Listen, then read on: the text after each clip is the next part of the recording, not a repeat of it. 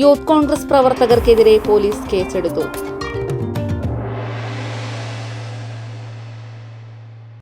പയ്യന്നൂരിന്റെ വെങ്കലപ്പെരുമയും തഞ്ചാവൂരിന്റെ ശില്പചാതുരിയും ഇവിടെ സമന്വയിക്കുന്നു. വെങ്കല പാരമ്പര്യത്തിന്റെ 98 വർഷങ്ങൾ.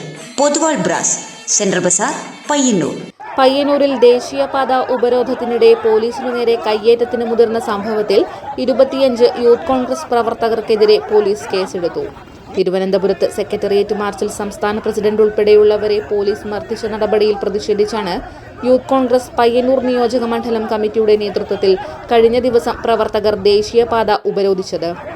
ഈ ഉപരോധത്തിനിടെയാണ് പോലീസിനു നേരെ കയ്യേറ്റ ശ്രമമുണ്ടായത്.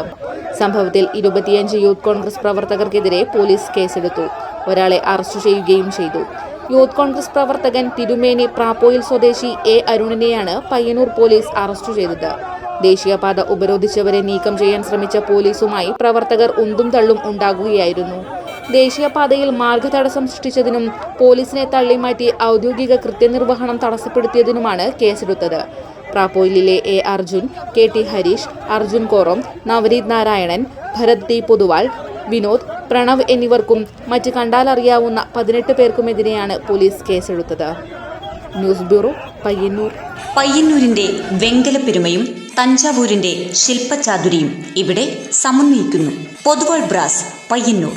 വിവിധ വലിപ്പത്തിലുള്ള ഇഷ്ടദേവതാ വിഗ്രഹങ്ങൾ, വിളക്കുകൾ, പൂജാപാത്രങ്ങൾ, പ്രസന്റേഷൻ വസ്തുക്കൾ തുടങ്ങി വെങ്കലത്തിലെ എന്തും ഏതും.